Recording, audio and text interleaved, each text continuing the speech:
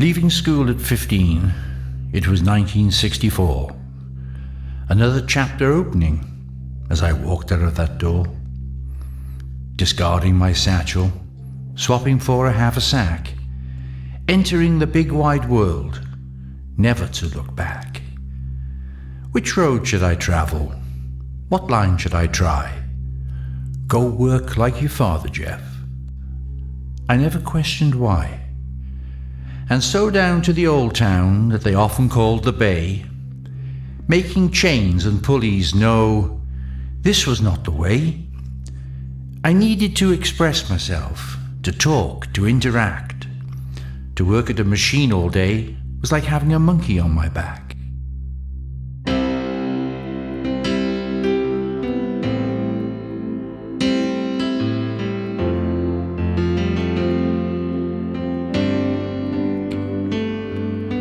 And so I took the challenge.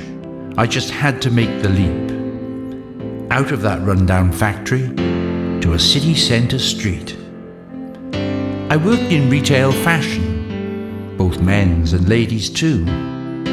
My father none too happy, Jeff, this work is not for you. Yet little did he understand, you know his eyes they could not see. I wasn't made for a factory. This was more like me. Then whilst at work one busy day, a chance meeting at the door. To work at the newspaper could offer so much more. The thought of thorough training, to develop and to grow. To work for Thomson newspapers taught me much of what I know. Each morning in the classroom the trainer there would preach. If one is to achieve in life, you really have to reach. Throughout the 1960s, in print for all to read, from Kennedy to Johnson, the world should take great heed. If the dominoes were left to fall, the rhetoric would say, then there would be no stopping them, and the bear would come our way. And so in many thousands they were sent by Uncle Sam to fight a bitter conflict in the War of Vietnam.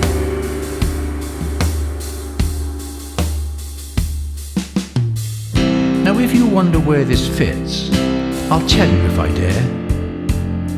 Remember the unrest on our streets and the Battle of Grosvenor Square?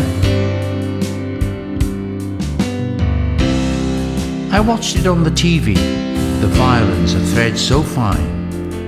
Between protest and anarchy stood a solid thin blue line. I couldn't watch this happen. Was there something I could do? And so I reached for the checkered band and a uniform of blue.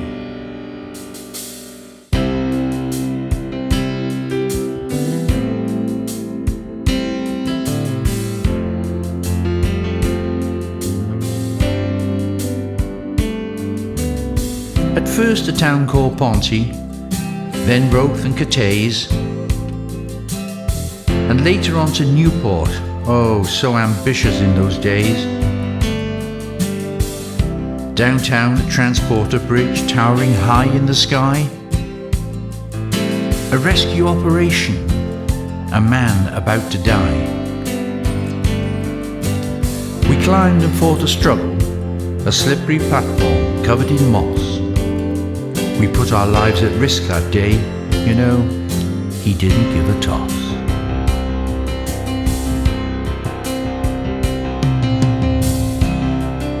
Now when it seemed forgotten, and almost like a dream, a letter from the Prime Minister, and an honour from our Queen.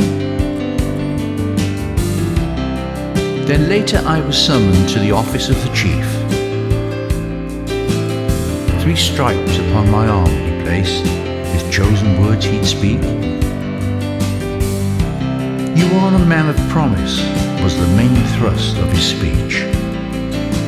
Gwent is far too small for you, you really have to reach.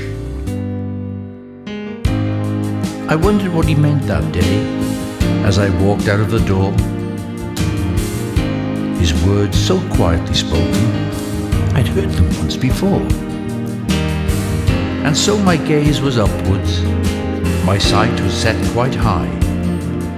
Promoted to inspector, to our friends we waved goodbye. Up north we were to travel, you know the feeling was so sweet. Then we heard about John Lennon, gunned down in New York Street.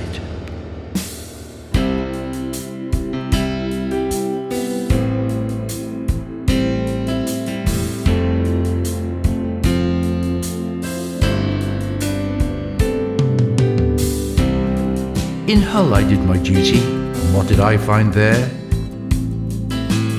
Disorder of a different kind, violence filled the air. Throughout our major cities, there was rioting and crime. A hair's breadth from anarchy, held back by a thin blue line. Now just as it seemed to settle, and no further from the truth, battles raged throughout the north with the NUM dispute. My job was so demanding, then I was summoned inside to fill a special media role for the whole of Humberside. To work with multimedia as a spokesman for the chief, I recalled my former training by Lord Thompson of Fleet. Each day was so exciting. To incidents county-wide, the evil and the violent, with experience as my guide. My pathway climbing upwards, I remember it all too well. A 3-day extended interview, you know, I felt I did quite well. Then in the post the offer, it was met with a joyful sigh.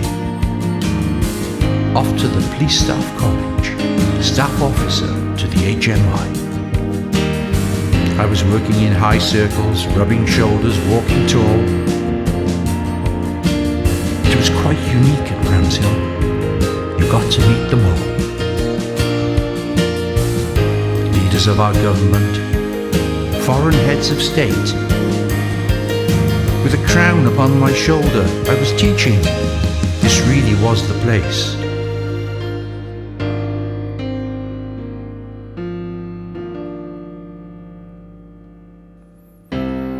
One fateful day it happened. Without warning, it just came. My mind was playing tricks on me. You know, I didn't feel the same.